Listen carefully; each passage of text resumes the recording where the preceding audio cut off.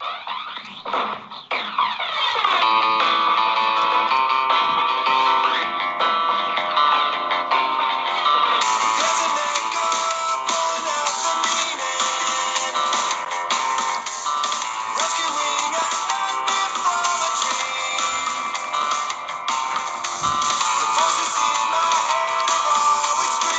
up, everybody?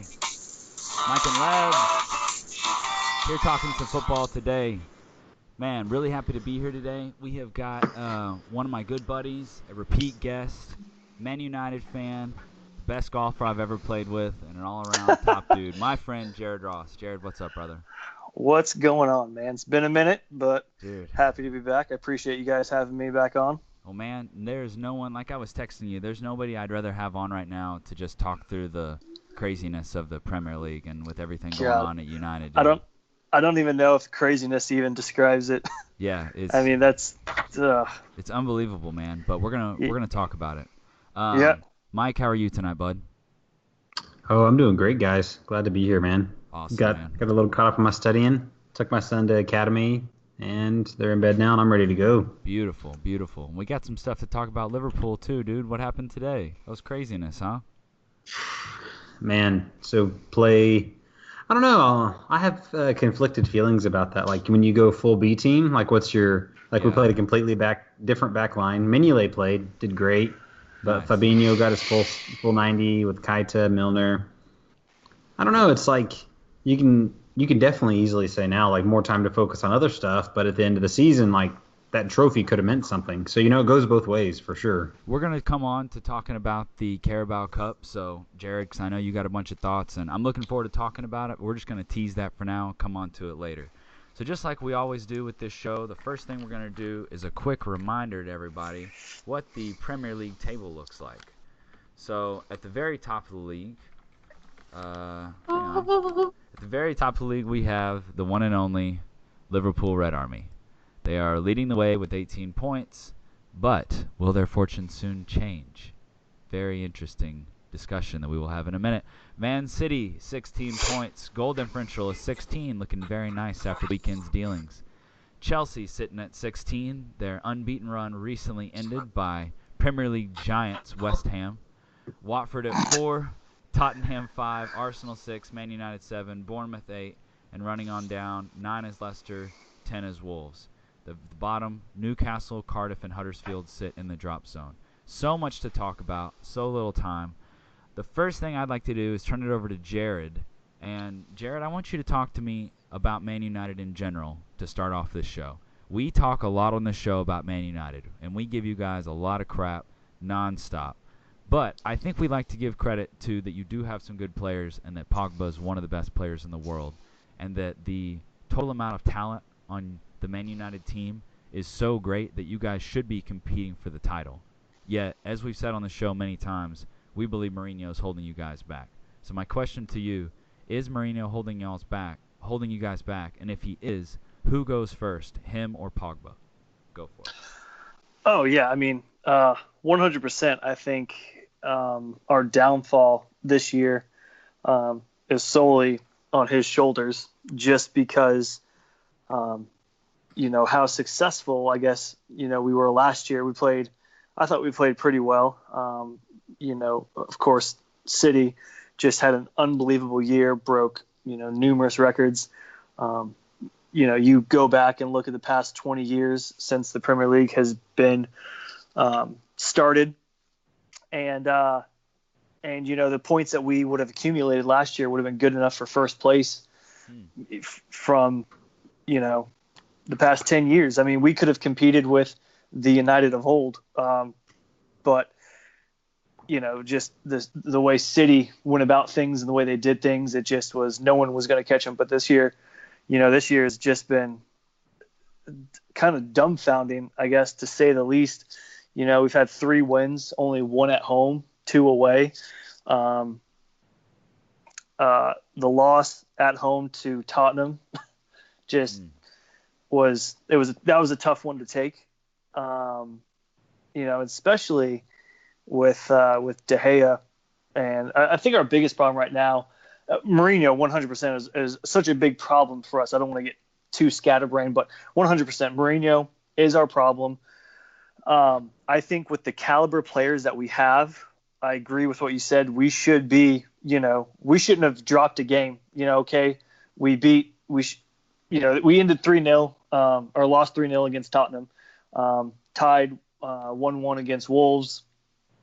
There have definitely been some games that we've just played awful. I mean, just it's been hard to watch as a United supporter.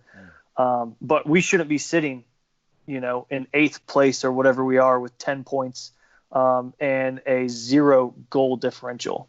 Yeah. That doesn't shout, we are going to compete for the league. We are going to compete in Champions League. It's devastating. And it's heartbreaking too, because, we have Lukaku, who's 25 years old, who, who's a beast in front of goal. And he unfortunately can be hot and cold. He can go off one day and score a hat trick or score a brace, and then he might not score for a couple of games. And it's like, well, where are you? Like, you got to find the game. And but I think all of our problems boil down to Mourinho, 100%. Let's talk about what came out today online. And the whole thing with him and Pogba. So talk about that situation a little bit. It's been boiling, I feel like. Yeah, 100%. So Pogba came out to training. I'm not sure, if this was like first thing in the morning, they were coming out to training. It's unsure what's said. I don't like to speculate, but something caught Pogba's ear, and it was in regards to something that Mourinho said to him. Have you seen the lip reader video yet? I just saw this afternoon. I saw. Is it like a parody? No. It's supposedly like a real. What was actually said? This is from. I did not, but I found did. It online from Sky Sports that they had a real lip reader come in, and that apparently it's about Pogba posting something on Instagram last night, and that Mourinho had forbid any of them posting on Instagram after the loss yesterday. Because of whatever, and then now there's this bust up. So and Pogba defied him. There was an extended version of the kind of the argument or whatever that little scenario that occurred, but there was actual audio of Mourinho telling Pogba to get out, like to leave training. Wow. And so he called over someone and wanted him to be escorted off the grounds or whatever. So I don't know what's happening, but we are, our ship's burning and it's going down. And I believe, the biggest fix, because we have, like I said, we have so many good players right now that we just need the right coach. And I didn't think it was Mourinho to begin with. I wasn't a big fan of him. You look at his record. He does really well his first year, does adequate the second year, and he's usually sacked his third year. Like it's just constant, from Porto to, Inter to Real Madrid. It's just this is like his constant, his consistency with coaching, top teams in their league. But he does normally win at least one league title and one Champions League during that time that he's there at the club. That would be the counter argument. Correct. But if you look, I don't think the players. I think that there are too many good coaches with too many good players that would make it hard to accomplish. Yeah. Especially right now, especially in the Premier League. We have Klopp, we have Mourinho, we have Guardiola. I'm drawing a blank on. People would say like Pochettino, or they would even say, yep. The guy that Mike loves down at Newcastle, Rafa Benitez. So there's a lot. Unai Emery, and dude, Sarri's Chelsea is no joke, and I'm looking forward to talking about them here in a little bit. Mike, do you have anything that you want to ask Jared? Specifically about just the chaos at United? I'm just kind of curious, like your perspective as a fan. So 3 matches really stand out to me. It's the 2 games for Manchester United. It's the loss at home to Tottenham. It's the draw to Wolves. and it's even though it's a away game, it's the loss to Brighton. I don't know what's changed big time with Mourinho. Even when he wasn't attacking, he was really known for defensive stability and anchoring the team. That match, Glenn Murray, 34, 35 years old, like absolutely bullied, like however, like 90 something million pounds worth of center backs. And it's like, doesn't seem to be doing that well anymore. That's just a point for me. My question to you is like, what, like as a fan, which one's worse? The draw to Wolves at home, newly promoted, we really shouldn't regard them that way, but them coming back to draw that game, or the 3-0 loss to Tottenham at home, stronger team, but it doesn't. I'm just curious your thought on that. It doesn't really matter. Both hurt. I would take. The 3-0 loss hurts worse because we're not getting any points out of it, and we just got embarrassed at home. But to your point about defensively, Mourinho tried to acquire all these world-class center backs. If I was some world-class center back, I don't think I'd go play for Mourinho because I don't agree with his coaching philosophy. You could kind of consider it when you're looking into colleges. You want to make sure that college is a good fit for you. And people can say that argument's a little bit different because here you're getting paid to play and there, you're paying to go. But I wouldn't want to be under the leadership of him because I don't see him as a good coach. And so I'm sure some of these players thought to themselves, this might not be the best fit for me, because what happens if, Mourinho leaves, someone else comes in, and this coach doesn't like this player. Now they're sitting the bench, but they had a starting role somewhere else. So there's so many questions that can be unanswered in that regard. But I don't know. For me, my favorite player on United is Eric Bailly. He's been my favorite player for the past 3 years. Yeah. You've talked about Bailly since day one. He's had, he's been injured off and on, more or less. With the on international breaks, he's gotten injured playing with Ivory Coast. But I think he is the heart and soul of our center back. But I don't think he has someone else that he can rely on. He doesn't have a Virgil van Dijk, or he doesn't have, a Sergio Ramos or a, Gerard Piqué or someone else that sits back there that will match his pace, because I think no one ever talks about him, but I guarantee he's one of the fastest players in the Premier League. I would honestly bet he's probably the fastest on United's team, besides Rashford and Lukaku. But it blows my mind that he rides the pine, and now he's kind of pushed off to play these, like he started against Derby County in our cup game on Tuesday. And so it really does blow my mind. But I really think that, come transfer window in January, that needs to be first thing they decide is what center back do they want to bring in. You got to also say, though, as far as United versus Derby County, let's come on to that and talk about it a little bit. Do you feel like this is a huge loss? Like, is this something – the reason I think – I'm going to give my opinion here. I think that Jose is really, really upset about this loss because I think he really values the League Cup a lot. And I think he's because I don't think he can win anything else. Possibly, yeah. Right? This was like I said earlier, I don't think – here we are. We sit 7 places back. We're 8 points behind Liverpool. So, granted, we came out, we played well in our first Champions League match, won 3-0 at Young Boys. I think we come home to play Juventus. Potentially Cristiano might not play.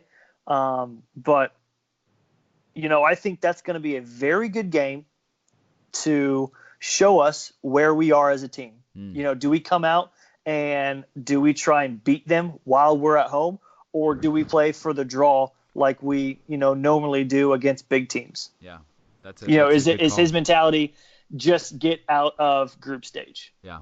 I think he's going to throw absolutely everything at the Champions League now. 100%. I mean, this is. I mean, because theoretically, we're going to see we're going to see everything. Like the I mean, pedals going to the metal on that game. I believe that. I mean, we're out of this cup, the EFL or the what was it? The EFL the Mickey Cup, Mouse Cup. Yeah, who cares? Yeah. I mean, really, no. I mean, no one does. It's what that cup is meant for teams like Derby County to have a shot against someone like us. Good for them. They won. Incredible free kick. Liverpool player. Yeah. Yeah. Even the Lonies are getting their piece. Yeah. But I mean, good for them, and that's what this cup's for. Give it a chance. But it's just, I'm glad that's out of the way, and now we can solely focus on, the league and on, Champions League. Because right now, like, we cannot afford to lose another game for the rest of the season, and we haven't even played Arsenal, City. Liverpool, Chelsea, or City. Yep. And we still have to play them home and away. So that's 8 games right there. But it's you guys are in trouble, brother. You really are. A big thought for me is, I don't know if there's an answer. Like, when does the United brand, the United brand is very wealthy, but like is an attraction for players. Like, when does that wear off? I think you were kind of alluding to it. Like, I'm gonna answer. What kind of player would want? It's not. What kind of player would want to play for Mourinho right now? They don't care. Yeah, Mourinho's about to be gone. He's going to be gone. I hope so. He's going to be gone very soon. And then that would be the easiest way to solve it, because Pogba for me, and then this is the other thing that infuriates me about Mourinho. Pogba came out and said after that 1-1 tie against Wolves at home, he came out and said something about like attack. That's the Old Trafford way, which he's not wrong, right? That the days of old, we would slaughter teams at home. People came in. You could kind of equate it to the Tiger Woods back in the day when Tiger was signed up for a tournament. Well, everyone else is playing for second because everyone knew Tiger was going to win. That's how everyone feared United. Everyone came to United saying, okay, let's just try and, soften the blow and not give up too many goals, because you knew it was going to be a slaughter fest. Somehow we ended up squeaking out a goal late in Fergie time. But now people come in and they're like they don't scare us anymore. And it's heartbreaking that we don't, command that type of, fear into other teams. We lose to Brighton at Brighton. We tie against a team that was just, like you said, newly promoted Wolves. So it just is. I have to stick up for Wolves, by the way. Wolves are pretty stinking good, though. They drew with City as well. They're a solid team. So I'm taking a little slack off you guys for that one. How much Alexis Sanchez is limiting this team? Players like Rashford, Martial, this vanity signing to stop Manchester City, and he didn't play in the World Cup. He's got all this break and stuff. I don't know what's going on. He's not a player who doesn't try. If they would have, granted, I'm just some no-name schmuck from Memphis, Tennessee, but I would have been totally cool with Alexis Sanchez going to City. He wouldn't have started. He would have rode the pine. Yep. But, I think the only reason United bought him was to prevent him from going to City. But, his first game, I'll never forget his first game. It was in a cup game like this. He played awful. Every forward pass that he tried to make was intercepted. And I guarantee if you could go back and look at his stat, he probably went, if he had 50 passes in a game, and let's say of those 50, let's say 30 of them were forward, I would say of those 30, he may have completed 10. It was awful. Balls forward into our feet of our forward were intercepted by either the outside backs or the center backs. He would take someone on and he would get dispossessed. It was terrible. He played awful. And just put this in perspective, Danny Welbeck has played 220-something minutes, and he has 2 goals. And Alexis Sanchez has played 330 minutes and has 0. Wow. But here we are, too. Jesse Lingard. Where has he been? Where are the goals that he was producing of last year? It's just, what is going on? No one really knows besides the coaching staff, the coach, and the players of that locker room. Besides that, everyone else can speculate what's happening, but obviously it's not hard to tell that something is up, and there might be a change coming very soon. Imagine if United Let me say this real quick, Mike. Imagine if United had not committed to Mourinho and it had gone all out to sign Mauricio Sarri, they could be looking like Chelsea right now. Guarantee it. Look at the talent on Chelsea. Same quality of players. Look at the talent on United. Yeah. There's no reason that United can't look like that. That is coaching. Yeah. That's all it I is. mean, look at Chelsea from the year they won the Premier League to the next year. They looked like a lion compared to a kitty cat. A heap of garbage. They were garbage. Yeah, and I feel like that's the same thing that's happening with us. We were, the only reason his first year, like what people really don't realize is his first year we finished sixth. Well, that is kind of a skewed concept because we were playing for Europa to get us into Champions League. Like those last few games where, leading into our Europa final, like we were playing like substitutes, like I can't even think of his name off the top of my head. But the point is, Mourinho called his shot that year, and he nailed it for that one. You know what I'm saying? Correct. Winning the Europa League to get into Champions League, like you got to give him props. Well, yeah, I mean it's a smart way to play because I think we were losing too many games, and this was really our only choice. I don't want to say it's against mediocre teams, but I think we played like Ajax or something, and it's not like we're playing over in the final. Yeah, because why? They were already top 4 of their league. They were already getting into Champions League. And I'm not saying that's why, we beat them. But, it didn't matter win or lose to them because they were already into next year's Champions League. But I say all that to say, I think, Mourinho is better off going to an MLS team, honest to God. Ooh. Yeah, I just think his time coaching a top 6 team in a top tier division has run its course, and I don't think anywhere he would go, he would do well. Unfortunately, Mike, go for it. Yeah, I had nothing. I mean, so what was it like a few weeks ago? Pogba sitting at the mic post match, and he's like, "Well, I want to say, but I can't say. I can't say what I want to say." And then now he's saying, "Well, you'll have to ask the manager why I'm not attacking." He's like, "It's not up to me. It's not up to the players." Oh, yeah. I forgot to finish my thought. When Pogba said that post-match interview saying attack, attack, attack, somewhere, either that following those comments in the locker room or after some other game or a practice, Mourinho told Pogba in front of everyone he will not captain United ever again. Oh, yeah. That's crazy. I mean, right? We'll choose Pogba over Mourinho. This guy's your best player, in my opinion. And, yeah, Pogba, I would keep Pogba over Mourinho all day. Oh, 100%, because he's young. You can build around him. And he's valuable. He's value. So valuable. Like, if he can – but then again, I will say, play devil's advocate here for a second. I do think a lot of times he kind of has the Ozil effect where he kind of disappears for a little bit.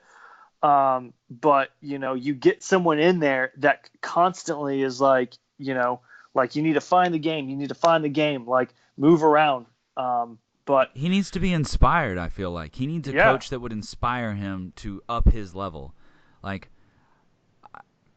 I'm going to use Raheem Sterling as an example. I think you could use other examples like Kevin De Bruyne. I think Bernardo Silva is another example. Kun Aguero. Let's use Kun Aguero as an example. Kun Aguero is a player who, when Guardiola first came in, it was obvious that there was some problems because Guardiola went after Kun a little bit and was like, hey, man, you're no longer guaranteed a starting spot. And he did it in a nice way. He took him out to a really expensive dinner, bought some nice bottles of wine, and was like, listen, man, I really like you. I think you could be perfect for my team, but you're going to lose your starting spot to this Gabriel Jesus kid, and you're going to have to hustle to earn that spot back. And if you will start pressing and running at my system the way that I want, I guarantee you we will win the Champions League and we will win the Premier League. It's something like that. Maybe not a guarantee on those winnings, but Guardiola, he talks about, if you've watched the documentary, he tells the players, you're the best team in the world, 100%. And he says, and they are. At times, we do look like we could be the best team in the world, but until we beat Liverpool, we're not the best team in the world, in my opinion. I think Liverpool might be a better team than us right now. I'm terrified for this upcoming stuff. I even agree with, you were about to say something about Raheem Sterling. Yeah. I thought when Raheem Sterling was at Liverpool, how related to Pogba? Sorry. No, you're fine. I thought when Raheem Sterling was at Liverpool, he was garbage. But when he got to City, I thought Pep, was able to work with him, because the longest time he would trap the ball incorrectly. Here we are. The kid's 23, 24 years old. Yeah. He's a professional athlete. He's been playing this game for how long? And, one of the basic things you learn when you're a child is how to pass and how to trap. And for the longest time, he didn't know how to do one of the essentials correctly. Yeah. But what I love, about Guardiola was the fact that he was like, look, like when you trap this, you're trapping it with the outstep of your right foot. Why not let that ball come across your body, touch it with the instep of your left, and now you've created space for yourself, and now you can go at a player. But you stop that ball with the outside of your right foot, your only option is to now go back. Yeah. But if you touch it with the inside of your left instep, you can now either touch it forward, touch it inside, or touch it back. You have options. And it's stuff like that, like the small, just, critical pieces that people might overlook, like the small details, he doesn't. And that's and like you said, it's imagine you guys Pogba gotta, under Guardiola. That's the point I was coming to. Or it would just under be, Klopp, or under Sarri, or one of the other top managers. Like, or I think under he'd be coming along. Zidane. Yes, dude. And he's kind of free at the moment. Yeah, that's true. That's true. Mike, do you have anything you wanted to come on to right away? I was going to go over the weekend's Premier League results for real quick, and then we can come on to the EFL. I was just going to ask, Jared, I was going to say, if you believe he'll be fired soon, how long until he's fired? Just give me an estimate time. And who would you like to see as a candidate? So my first candidate, of course, would be Zidane. He's available.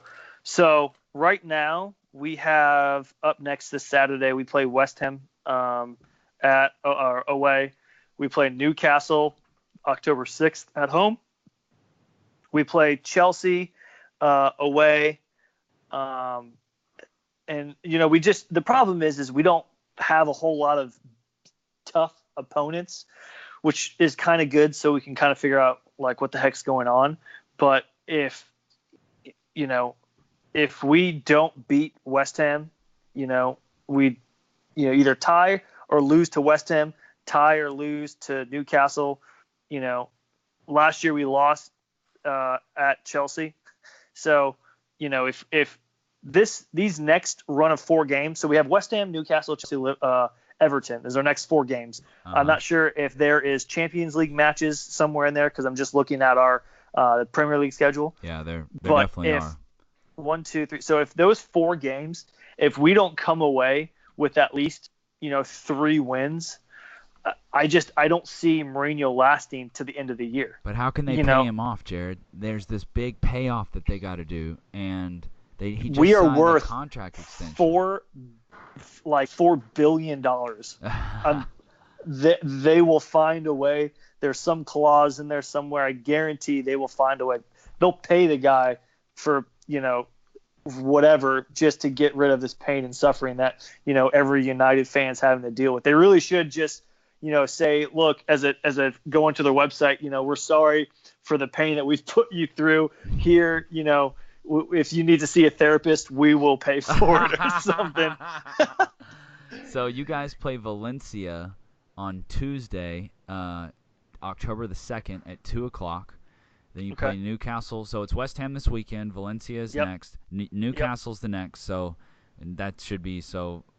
I bet you can get a win against. You should get a win against West Ham. Although I tell you what, man, Manuel Pellegrini. Valencia just beat. Oh, go ahead. Well, West Ham is going to be a tough game.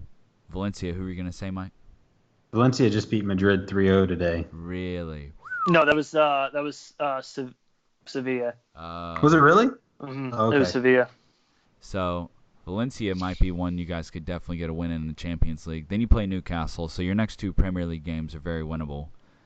West Ham actually might be tough, though. I might actually call an upset. In fact, I think I'm going to call an upset.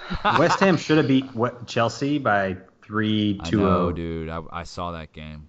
But and then you guys play Chelsea in the league on the 20th, and then Juventus, and then Everton. So you're going to have a rough little stretch there with Chelsea and Juventus back to back. But there are some winnable games in the upcoming weeks. Yeah, I mean the month of Do we play Valencia at home? Did it say? Yep, Old Trafford. But you Okay. guys also just got beat at home in the Carabao Cup. Yeah. So. And I wonder if anything that had to do with playing down a man too, with that red card that our Romero got. But did it at what point did he get that? Because obviously that did matter, but. I think it was somewhat early. I think it was before the 60th minute, so there was still 30 minutes left in the game. I didn't realize there was that much time left, to be honest with you. So, yeah, that does make a pretty big difference. So, but, still, it's just. Yeah. But, yes, you guys are playing Valencia at home. I'm off of the whipping on Man United train right now. I'm ready to move on. No, man. Hey, we deserve it. So let's go ahead and run through these results here over the weekend. Fulham played Watford, and that was a 1-1 draw. Man United drew with Wolves 1-1. Crystal Palace and Newcastle drew. Leicester City beat Huddersfield 3-1. City came out and absolutely smacked Cardiff, but it's Cardiff. But it was good to get a 5-0 and run that goal differential up. Everybody's looking really good. Kun Aguero scored his 300th. I lose track of all the records he's broken, but he's our greatest striker by a huge margin. And he came out and scored a goal that broke some record. I'm sorry, I'm blanking on it. And he gave. Who was this, Kun Aguero? Yeah, Kun Aguero did. He broke into the top 10 for goals in the Premier League. He Gotcha. was at 146, I think. Okay, gotcha. So he's broken into the top. I think it was top his 10. It was his 300th of. Oh, I remember now. He signed a contract extension for the club that's going to keep him there until 2021. So he signed it. It was a 1-year extension. And that was a really big deal because, honestly, we've been afraid to lose him, and I don't want to replace him right now because Gabriel Jesus is not ready to pick up Kun Aguero's slack at all. Like, it's not even close. I've been losing some faith in Gabriel Jesus lately, guys, 100%. So that's something. I mean, he's really young, but it's a concern. You could put your keeper up there, and he would score as many goals right now. I mean, yeah, you could put the water boy as much as. He probably watches Pep's style. I mean, dude, it's not going to matter who you put up there. So they're gonna find a way to score. Let me talk about City for 1 sec, and then Mike, we'll turn it over to you for a Liverpool. Time to talk about Liverpool, okay? Mm-hmm. So sorry you've been cut out so far this episode. Aguero did that contract extension on his first goal. His celebration was a double "I love you" sign to the away fans at Cardiff. And I was sitting watching the game with my Aguero jersey on, and I'm not going to lie to you guys. It brought a tear to my eye when he did that because there's been so much controversy with him and Guardiola, and he's been my favorite player for my entire football watching career. And so that was a pretty cool moment between him and the fans. The fans have been in and out on Aguero over the years as well with his injury record. He gets streaky, and then he's definitely done some questionable he loses his temper sometimes for sure, and I haven't been proud of his actions sometimes. But I tell you what, he's one of the greatest strikers in Premier League history for sure. So that was a cool moment, and we romped 5-0. It was fun, and the point number one point I want to make about it is that game was good for us to get back and bounce back after the loss to Lyon. Like, we needed to come out and do that. I think there's going to be a few more teams that are going to get drubbed like this throughout the year. And then the Guardiola machine, we're really seeing it come into effect. And I'm going to relate that to our next game in the Carabao Cup, where we rolled to another easy win against another very poor team. So I think there's only so much you can take from these wins. But you're really seeing the Guardiola machine because we played a B team in the Carabao Cup, and we looked very, very similar to the A team. Phil Foden is one of the most exciting football prospects in the world right now. He scored his first goal for City and celebrated by running towards the away fans and kissing the badge repeatedly. And the City fans are losing their mind right now. Everything at City is about Phil Foden at this moment. Like, that's all most of the City fans care about is Phil Foden right now, as far as everything that I see and how I feel. Other than, we're celebrating Aguero, but guys, it's so exciting to have this feeling of that young kid, and this is something City's been lacking, that both of y'all's clubs do really well, is bringing in youth players. And so it's exciting to get this going. Kid is a City fan since he was a little kid, so it's huge for him to finally get a goal for us. But that's all I pretty much have to say. Do y'all have anything you wanted to ask me about City before I turn it over to Mike? Do you think this is the year that you guys win Champions League? We have to show up in the rest of the group stage, and the fans have to start caring about the Champions League. If the fans don't care about the Champions League, then there's no chance we win it. If the fans get behind it and really start wanting it, then I don't know. It's so tough to win the Champions League. So no, I'm not calling that this is the year because it just doesn't feel right. The fans don't seem to care, and I just can't understand it. But you got Mendy back from injury all season last year, and your team from the games that I've watched, it's like you guys didn't even miss a beat from last year. Here you are, Yeah, it's running up the score on teams, and yeah, we're missing Kevin De Bruyne still, and that's been a huge issue. Any update on when he's going to be back? He has no timeline for his return right now, other than like a rough timeline of there might be another. It's going to be around Christmas time, is my bet, before he's really back, because he's going to have to. He's not a player that comes back firing full either. He's going to have to work back into fitness as well. 100%. Yeah, he'll. I'm sure Pep will either start him, work him for the first 60, take him off, or bring him in, work him for like 30.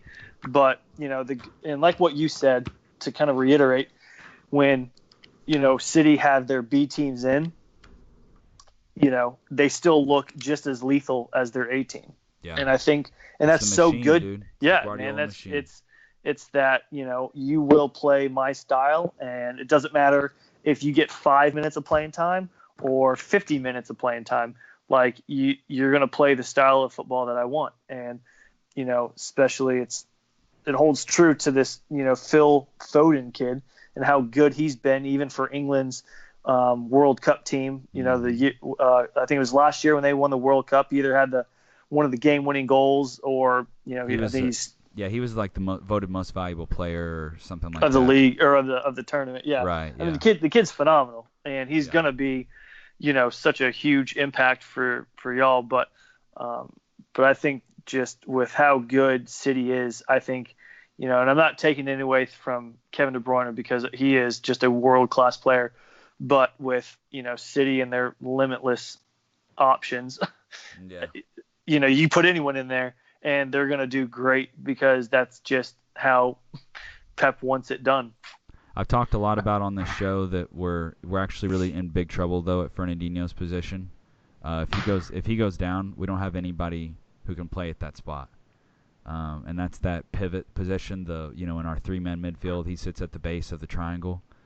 And so John Stones played there for us in this Carabao Cup game, and he did barely good enough to keep. He gave the ball over to Oxford right outside of our penalty area a couple times during that game. And so that's a legitimate concern. But we're gonna I think Fernandinho is going to be rested a good bit so that he can stay fresh, but that's a huge concern. So we're going to be splashing some cash for a player at that position really soon. My wife's pregnant right now, and so I can't make firstborn child jokes anymore. But you know what I mean. I would give a lot to have Kovacic from Chelsea. That dude to me looks like the real deal. Have either of you guys, Mike? Have you seen Kovacic play at all, Chelsea? Yeah, he's a pretty tidy player. He wasn't getting his game time at Madrid, and he wanted out, but he's on loan. He's going to go back out, but he was giving this big farewell. I mean, they have a tremendous midfield. Yeah. I was gonna say that before you even said it. I think City are going to go out of the Champions League when Pep's not willing to yield on the Premier League, and then you have these doubleheader two-leg Champions League games, and you don't have Fernandinho for one of those, or Fernandinho out of gas. I think you'll get run over.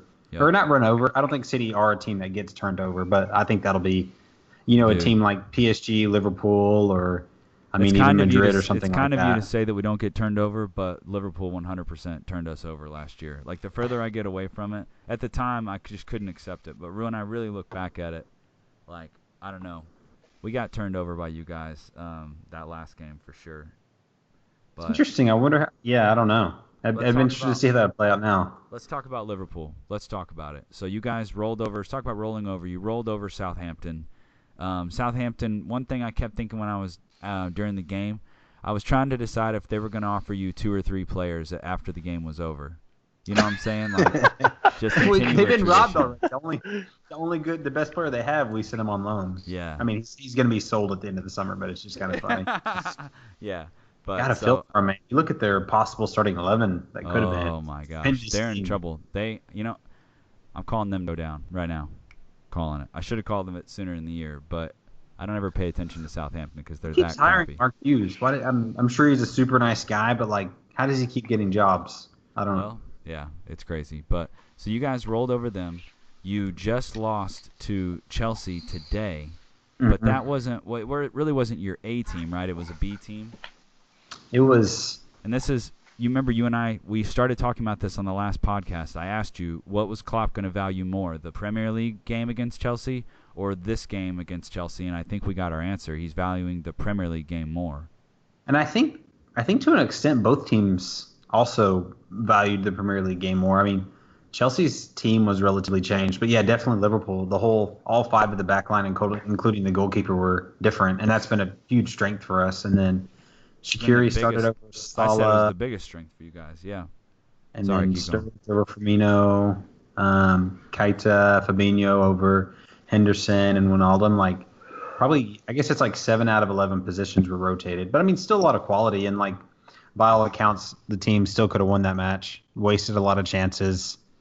But, I mean, you know, I'm not shook up about it. I think we'll beat them this weekend.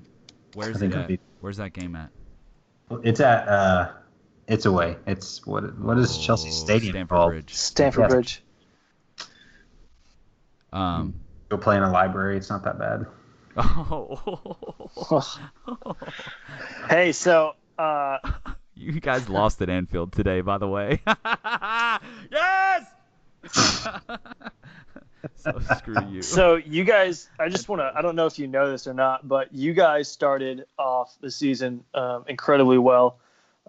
You've won 6. You're the only team that's unbeaten right now in the Premier League, but you also, did a pretty good job of beating PSG at home. So you guys went 7-0. Can you tell me the last time you guys went 7-0? To start a season? I think I think they said it was like 92 or no, it was 91. So I think that was when you guys went 5-0. The last time you guys went 7-0 doesn't exist. There was the first time in your 126-year history you guys have gone 7-0. Wow. So I thought that was pretty impressive. But I think I don't even know if I can bring myself to say this, but you guys are like the front runner, I think, to win the league. And I think I really wouldn't be surprised if you guys don't make it to the final again. I mean, your team is it's stacked.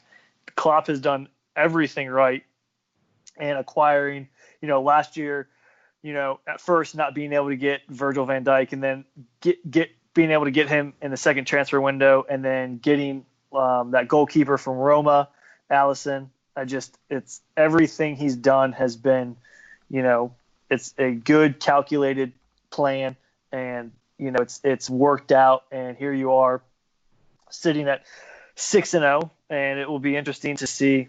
I think you guys, with your full strength, I think you guys beat Chelsea at home. Or at home. I believe that very strongly. I think it's going to be 2-1. You guys. So it's going to be a podcast from last December too. I was complaining to Caleb. I'm like, man, the thing about Klopp is he's great at everything, but he doesn't have a backup plan. He didn't buy us a central midfielder. He didn't buy the defenders. He didn't get but he's just not willing. He's not willing to concede what he wants, and he'd rather not sign anyone. Then sign someone who's going to suck basically. I hated on it. Yeah, you've hated on him for that, Mike. Like, you hated that, that he's so stubborn and has to buy the exact player, and then he doesn't have a second option. So that's something that has come back and bit him sometimes. But we didn't win Europa League. I think that was when we didn't win the Europa League final. I think that had part to play because we didn't reach striker or midfield, and that was very. You guys played Atletico, right? It was Sevilla. Sevilla. Where's the music come from? Someone's playing the Name of Love. Okay, I have to bring up. We were talking about Virgil van Dijk for a second there, or we were alluding. Do you want me to do it? Go ahead. the Troy Deeney quote. I want someone to read I've got the Troy Deeney quote pulled up. Do you guys want me to read it? I listened to him say it. I can do like my best. My Yeah, best. do it. Yes, let's hear Please it. do it. Yes. So they're just like, so what do you think of those lads at Liverpool, at Gomez and Van Dijk?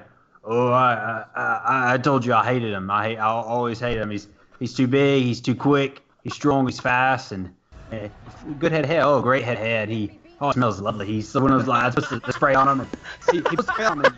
And he sprint past you, and you're just like, oh, I gotta go after him now. That's hysterical. I love Troy Deeney. I was like, I heard that and I was like, I gotta listen to the entire thing. What podcast is this? Because I want to listen to this. It's BT Football Daily, and he was in the podcast just to get you to listen to it. Troy Deeney at one point talking about his man boobs and asking them if they could milk him. So it's worth listening to. Okay, seriously, somebody's got some music going like hardcore on their page. Not. Oh, it's me. Dude. It's me. Jeez. Typical City fan. Want to blame everyone else, but it's his fault. Whoa, that's Ooh. actually a good dig there. Yikes. Dude, Troy BT Deeney, Football I Daily. got to say something about Troy Deeney. He's the man. And I say he's the man because I don't know if you've ever watched this clip. It's like one of the greatest comebacks I've ever seen in my life. It's Watford versus, I think, Leicester City. I'm not sure what game it was, if they were even in Champions League or if they were in the Premier League or if they were in like the Championship division, but there was a PK for Leicester in like the 94th minute. The championship final. Whoever scoring that puts them in the. Yes, and so the kid from Leicester takes the PK, keeper saves it, parries it, I think to his right. The defender clears it. The outside mid for Watford gets the ball, dribbles, beats two men down the line, plays a ball into the box. The keeper tries to come out and get it, and whoever it was headed it back towards the middle of the box where Troy Deeney was, hits it off a volley one time into the back of the net, and just everyone – I have goosebumps saying this. It just erupts. Troy Deeney runs into the stands with all the fans, rips his shirt off, and just goes nuts. And I was just like, that is one of the greatest just counterattacks I've ever seen in my life. And it was just – I think that just cemented him into Watford greatness for the rest of his life. Yeah, he's phenomenal. He's got some good finishes on him too, and he moves quick for such a big guy, kind of like Lukaku, but he's a little bit bigger than Lukaku is. He's a big boy. He just looks goofy, and so you don't think he's going to be good or quick. Yeah, for sure. Mike, so you think you guys are going to win? I'm calling a draw this weekend in the game of Liverpool versus Chelsea. I think that it's going to be a low-scoring game, calling a 1-1 draw.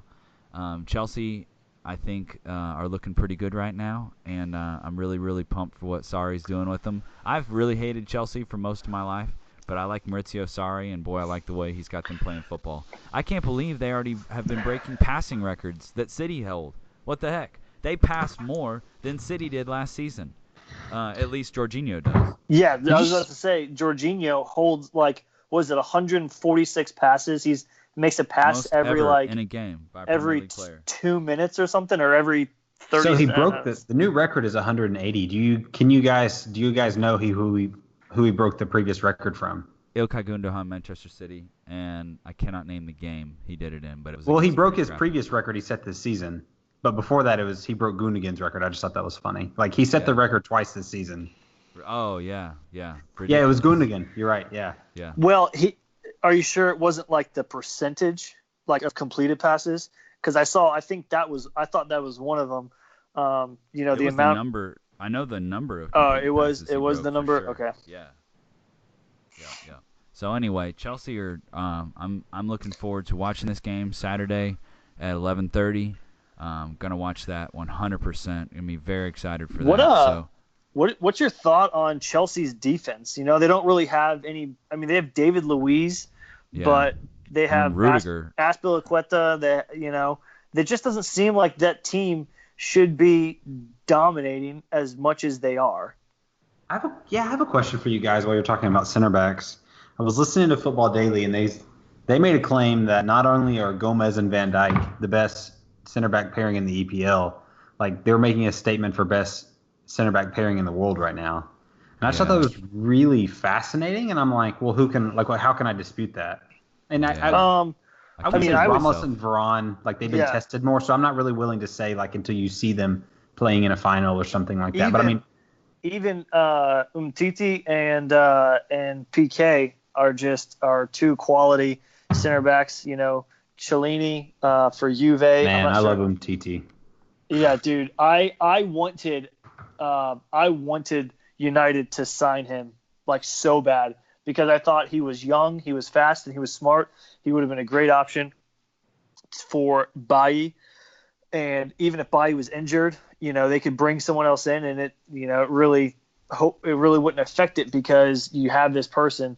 But you know, I thought he would have been a great center back to have.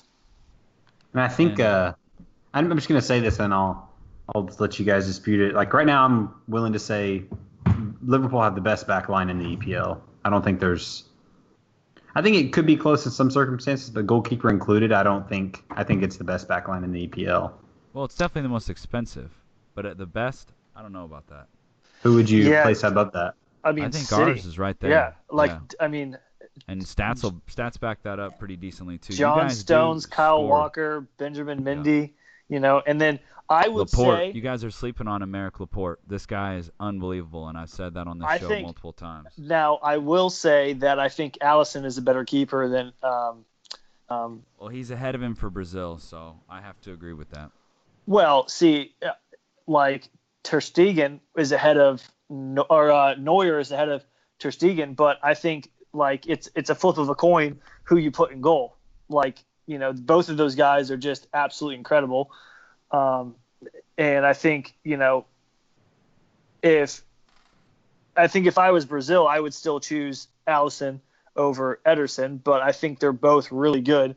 But if I had to choose, I would probably choose Alisson because I just think he's a better goalkeeper. Well, that's yet to be seen. He's more expensive for sure, but I don't like the way that he messes around with the ball. He already gave up a goal this year because of it. He's Brazilian. What do you expect? Well, Ederson's Brazilian too, and I tell you what, I think he can play it out with his feet every bit as good, maybe better than Alisson can. And as far as shot stopping goes, I mean, I don't know. I think it's a toss up, but Alisson has more experience. So right now, I think you got to tip Alisson to be the better goalkeeper. But I'm calling that Ederson's right there. So I'll give in based on experience alone. It's hard to, yeah. I mean, Ederson and Alisson are prone to the same errors also in distribution. I remember the game we played you guys last year. Salah scored from like midfield. Like, I think in the nature of playing like that, but I think you and I talked about it. We kind of compared him. We said Ederson's more on the business side of things though. With the ball in his hand, I think so. Yeah, and we, you know, Alice. I mean, maybe he got scared of doing the showy things out of that. I hope so. He did boot the ball directly out of play against Southampton. Like very ironic cheers from the fans. But I'm not going to sit here and say Liverpool's back line is not amazing. I said it on our most recent pod. I came out and directly admitted that I have seen an incredible change in this Liverpool team and how they're playing with the stability from the back that I've never seen from them before. Dude, they just have so much swag. That's what terrifies me the most. Yeah, they believe it right now. They have that like old school United mentality. Like I dare you come play us right now. Like we would. Did you say the most? You said the most expensive backline, Caleb. You have on the right back. You have an academy player. You have $8 million Joe Gomez, and you got $12 million Andy Robertson on the left. Would that be? You're perfectly leaving out your world record signing goalkeeper and world record signing center. Okay, even just the back four, I think are better. You're saying that you think that your left back is better than Benjamin Mendy? I think there couldn't. Or even Kyle Walker. You think Andy Robertson or Trent Alexander-Arnold are better than Kyle Walker? That's ridiculous. So Benjamin Mendy, who spent the whole year on injury, and Andy Robertson, full Champions League final. I mean, on form, Kyle Walker then. As a whole. Who cares that? So what? He made it to the Champions League final. That doesn't mean anything. He made it to lose the Champions League final. Congratulations. But seriously, Kyle Walker. How can you say that any of your backs are better than Kyle Walker? Kyle Walker started for England in the World Cup. Virgil van Dijk is an absolute stud. Is better than Kyle Walker. But they play two different positions. Kyle Walker plays center back for England. He did because they didn't really have an off. Well, no, not necessarily. They play like a back three-ish because it was Harry Maguire, John Stones, and Kyle Walker. And then what they would do is they would have Trippier and whoever their other outside back was just push up and play like, kind of like midfielders, but then they would drop and play five in the back. Usually, yeah, back three. Like wing backs. But yeah, when Kyle Walker plays for City, I mean, Caleb, you can tell me if I'm wrong, but he plays right back. He does. He plays inverted a lot as well. Correct. He does 100%. He's a right back by trade. Yeah. And he is the best right back in the league. I think John Stones is. I think John Stones and Virgil van Dijk are right now the two best center backs in the league. The only reason I'm not putting Eric Bailly in that matchup is just because of the fact that like he hasn't been getting the playing time and he just hasn't been playing well like as of the past couple games. But I think those two right now are the two best and smartest off and on the ball. I mean, it's phenomenal to watch them move off the ball, especially. I definitely do think that Virgil van Dijk's the best center back in the league.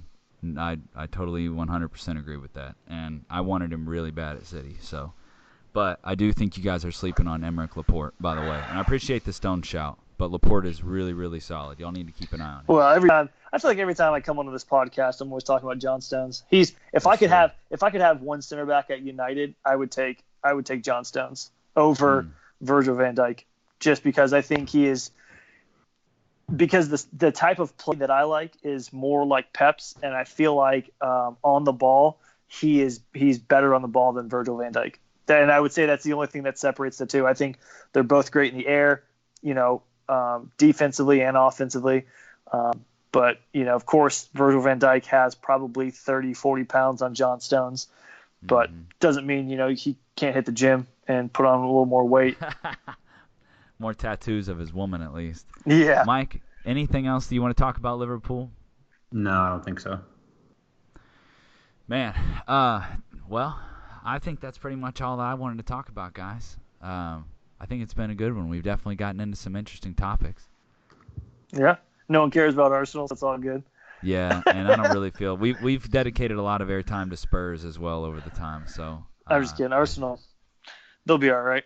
Emery's going to get something going there. Yeah. By the way, I thought Everton actually really could have done something. Mike, did you get to watch the highlights of Arsenal versus Everton? Yeah, I watched the match. I thought Theo and Richarlison were super wasteful in that match and could have been up 3-0 by halftime. Yeah. But I mean, that's Czech was playing like 28-year-old Czech. Had a freaking hell of a game. I don't know when they're gonna. I don't really understand the whole dynamic there and when he even becomes droppable, because they've got this, I can't even remember his name, Leno, maybe something, this German third choice goalkeeper. Because he definitely to face him into that position. But the thing I'll say about Arsenal that I've been watching, they're finally starting Aubameyang and Lacazette together. That's what the fans have been crying out for. That's what that team's going to get on, I think, to firing on all cylinders. But they've got 100%. Because they said, they talked about how they're best friends off the field, and that's what makes them so much easier to play with on the field is, they just work so well together. They've also got a young, new holding midfielder playing for them. The Fro. Yeah, dude. He's not just that guy. There was another guy that played. Let me look this up really quick. The young midfielder? There's another young midfielder, not just the Fro guy. There's a different guy who I saw on. All I want to talk about is Guendouzi. That's all I want to talk about. Guendouzi, thank you. I'm flipping the script too. Like West Ham, they're staying up, man. They look good. They put Chelsea to the sword, and that's why I think that's my defense on why I think we're going to take them this weekend. Chelsea. Anyway, sorry, your midfielder. I still haven't found it, so that's cool. All right, so while you're looking for that, I had one question for the both of you. Either one can answer first. End of the year, what do you think the top four is going to be in the league? And then go into 5 and 6. I got the guy. His name is Lucas Torreira. He played for the Uruguay national team. Oh, yeah, man. Yeah, he played really, really well in the most recent Arsenal game versus Everton, and he played in Guendouzi's position, the doozy with the Fro's position. That holding midfielder. So, anyway, top four. City are going to win the league. Liverpool are going to start dropping points to crummy teams again. It's going to happen. They're Liverpool. They always do it. They're going to do it again. It's like St. Totteringham's Day with Spurs. Like, you can guarantee there's going to be some sort of weird slip-up where they drop points to some random team coming up. I think Chelsea has a good chance to take points off them this weekend, so I'm looking forward to that for sure.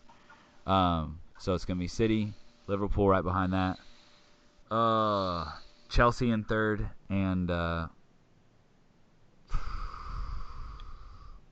called Arsenal and Chelsea not making the top four. I did this prediction earlier in the year, so I really should stick with my earlier prediction actually. But Chelsea looks so good. I don't know who's going to be in that first spot. I had picked United previously as well, and that's not looking likely. So we'll be lucky. We'll be lucky to make top 6. Seriously, man. That's rough, man. I feel for you. I mean, they bring it upon themselves, really. Yeah. I think it'll finish the same almost right now. I think it'll be Liverpool, City, Chelsea, Tottenham, and interesting. I think United, even though United's record does show it, I think United have been better than Arsenal. That's what I think. I think United and Tottenham have looked about the same, even though they put a hurt on us 3-0 at home. I just. I'm sorry. We couldn't keep it together anymore, Jared. Go ahead. But, I think I would say if we can beat them at home, and like I said, not lose too many more games, I could see us getting into that 4th spot. But, just because I don't want Liverpool to win the league, I would say City, Liverpool, Chelsea, and then, United, and then Tottenham and Arsenal. If you guys somehow still get a top 4 spot, I mean, I know you got to say that you're going to get the top 4, but my goodness gracious, what a turnaround that's going to have to be. Well, I mean, theoretically, Mourinho's got to go. If you look right now, we're at 10 points. Watford, of course, Watford's going to drop a few. But, Arsenal and Tottenham are only 2 points ahead of us. So all it would take is a tie for them, a win for us, and that pulls us even on points. Granted, our goal differential is lacking, but, I mean... It's not an insurmountable thing, is what no, you're saying. No, like, not at all. Totally, it's like, we are, we're Cardiff City, and you think we're at 2 points, and we have a chance to make the top 4. In wrapping it up, Mike, I want you to do, or you already did yours, right, Mike? You just did it. Wrapping it up, though, I want to say that one thing that I love about the Premier League is, let's remember, that's why I love that we do this podcast, even with the small group of fans that we have that all listen to this podcast regularly. This is why we do this, because it is right now September the 26th. This season does not end until, what is it? May. Beginning of May. Like, that the lead right now, the way everything looks right now, is going to mean nothing in a couple months. Like, that's what's so amazing about this league. Is that there is so much football left to be played. So there's a lot that's going to happen. Yep. Who's got a better chance of making the top 4? Mourinho, Manchester United, or Wolves? I don't mean that as an insult. I think Wolverhampton are. I think they're legit too, but top 4? United have a better chance of making it. They'll find a way. I mean, yeah. Oh. I think it's only going to slide so far, man. And Wolves do not have the Wolves' most talented player is Ruben Neves, and I think he would get into this United team, but he's not going to just walk in right away. You know what I'm saying? Like, he doesn't walk into a starting spot on United. So Wolves right now are sitting at 10th in the league. I don't think they finish higher than that. It'd be extraordinary otherwise. I think Everton is going to do a little bit better. They're going to move up. I think Watford's going to do a little bit worse. Yeah. They're going to move down. But I don't think Wolves are going to be, they'll be higher than 10. It'll be 10 or lower for Wolves, I think. Yeah.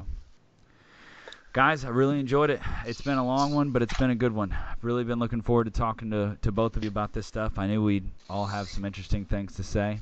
Thank you guys, everybody, so much for listening. I know that we definitely get some pretty intense banter going sometimes, and Mike and I, we enjoy talking a little crap to each other sometimes, especially about when things are heated between our teams. So it's good stuff. Enjoyed it. Thanks, everybody. Catch y'all on the flip side.